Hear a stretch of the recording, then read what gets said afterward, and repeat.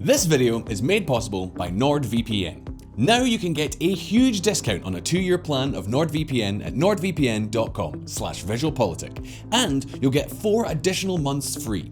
More on this in a little bit.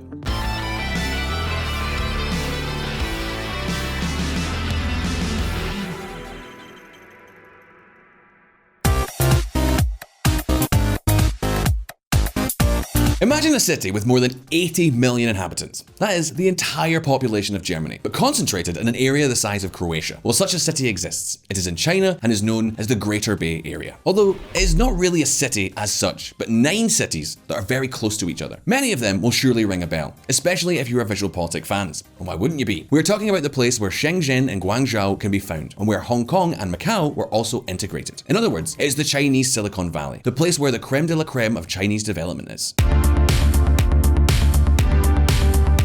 And now, I know what you're gonna say. Grant, you are cheating. You started talking about a megacity, and now you're telling us that actually it's a lot of other cities close together. If we put it like that, Grant, you could say that all of China is a megacity and get mad clickbait points out of it. Well, the truth is that this is a special case. Here, we're talking about several cities that are not only very close together, but also share the same infrastructure, shared subway, common bus lines, and even shared roads. China's idea is that residents of the Greater Bay Area can cross this metropolis from one end to the other in just 1 hour. In other words, it would be a new Silicon Valley, but bigger, more modern, and in the middle of the most booming region of the planet. So the question is, what's the problem here, apart from me being mad for clickbait? By now, I'm sure that some of you are already in the comment section saying, VisualPolitik are at it again, criticizing China. Does it bother you so much that China is rich and prosperous? We don't have a problem with it. Anything that creates new poles of innovation and prosperity is great for us, whether it's China or Vanuatu. In fact, for those of you who are Xi Jinping fans watching this video, we have dozens of videos where we point out the good things about China. What's more, if you have been following us since the beginning, you already know that we've been presenting the good side of China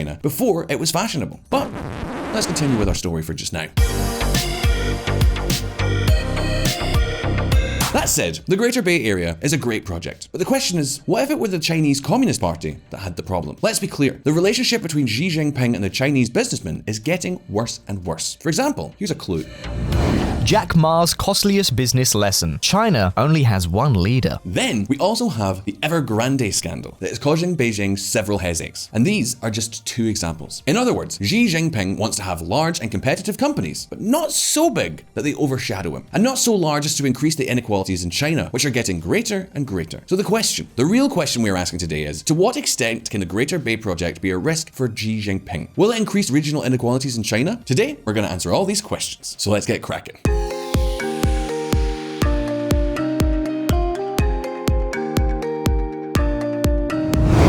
The Chinese Silicon Valley.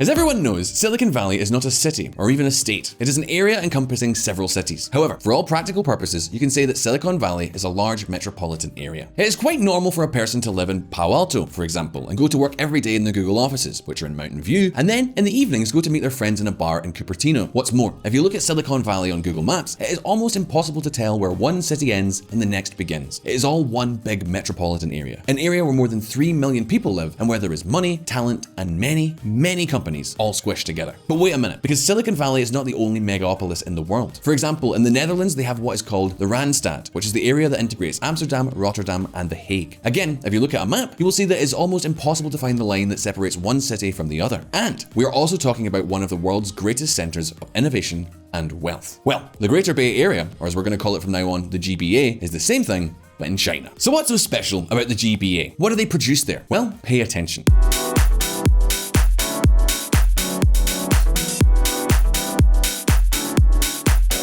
The GBA has been a crucial region throughout history. Its ports have been a base for foreign trade for China. In fact, almost all of their foreign investment that came to China in the 1990s came to this area. Remember, this is where Hong Kong is, which is China's gateway to the rest of the world. To give you an idea, today the GBA contributes 12% of China's GDP. If it were a country, it would be the 12th largest economic power in the world. That is, it would be richer than Spain, Australia, and Mother Russia. And not surprisingly, this region has the highest concentration of Fortune 500 companies in the country. The GBA is home to 3 of the 10 most important ports in the world. As you can imagine, with the success that has been seen in the region, it was only a matter of time before the government put the spotlight on it to further boost its development. Stay tuned.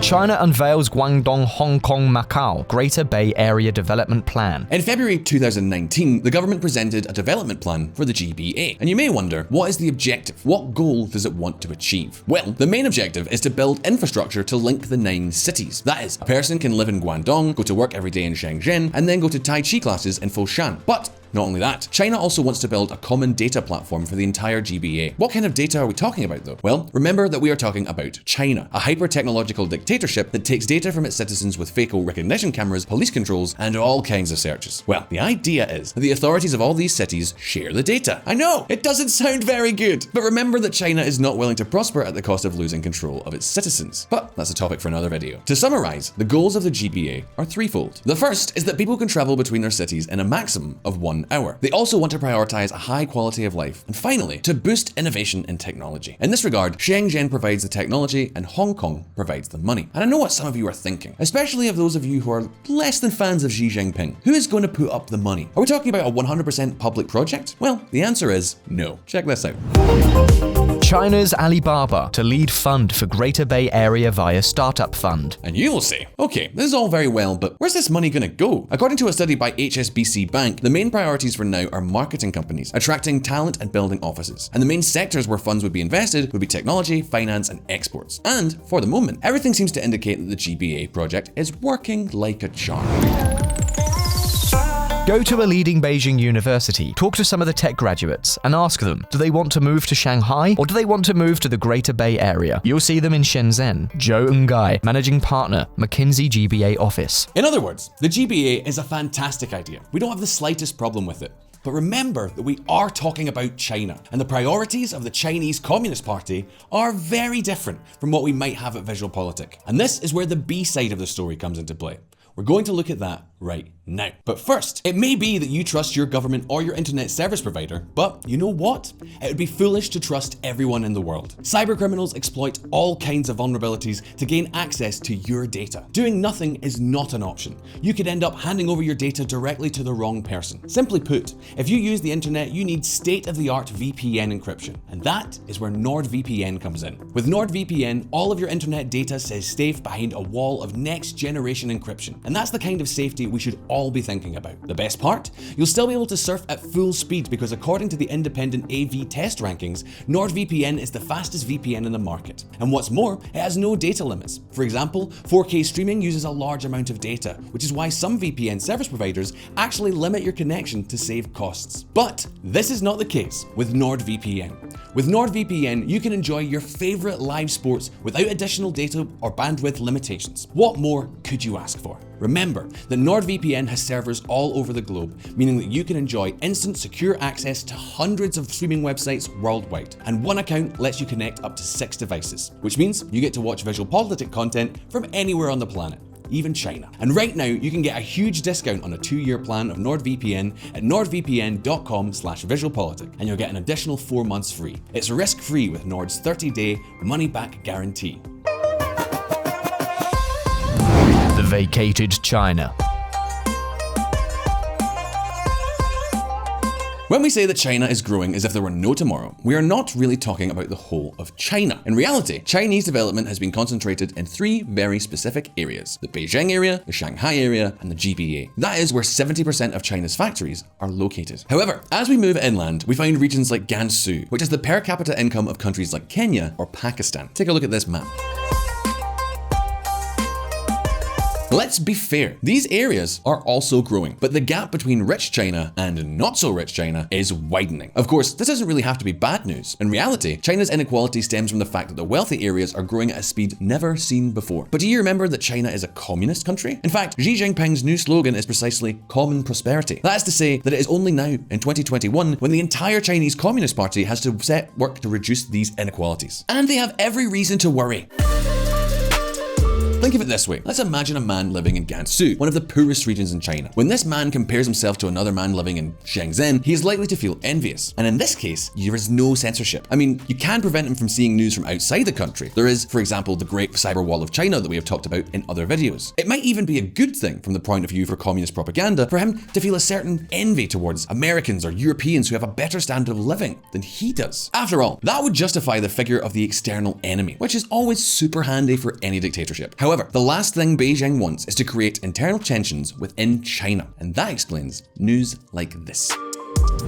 China's most ambitious project, One Belt, One Road. That's right. Xi Jinping's One Belt, One Road has a double objective. The first is what we all know, to open trade routes with the entire world. The second is to bring infrastructure and growth to the poorest areas of China. Infrastructure like this.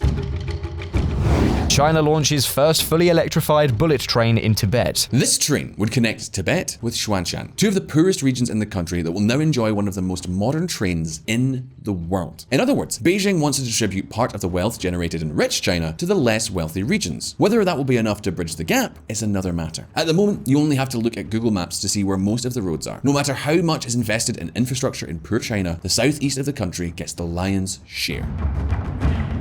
Again, is this really a problem? In principle, it need not be. But one thing is certain. If rich China continues to grow at the rate it is doing, it becomes too politically powerful. So much so that it could challenge Beijing's authority. But hold on a minute, because this is not the only challenge Xi Jinping may face.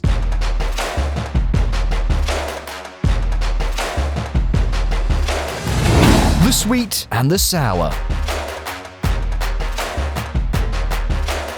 The slogan of common prosperity goes beyond closing the gaps between regions. There is also a commitment to bridging the gap between rich and poor. Xi Jinping is increasingly distrustful of his businessmen because he is afraid that they have too much power or that they are too big to fail. That is, companies that have so much power that they could affect the whole system. Recently, there has been the case of Evergrande, of which many of you will be familiar. It is a huge Chinese real estate company that has defaulted on millions and millions of dollars in interest payments. Evergrande has even unleashed nightmares about a possible Lehman Brothers moment in the financial market. And you will say, well, this is a clear example that Xi Jinping is right. It is a mistake that private companies have so much power. Well, it's not entirely true, because the truth is that the Chinese government maintains a lot of control over the economy. Remember that the main Chinese banks are state-owned. In fact, everything indicates that Xi Jinping wants to increase this state control. Check this out.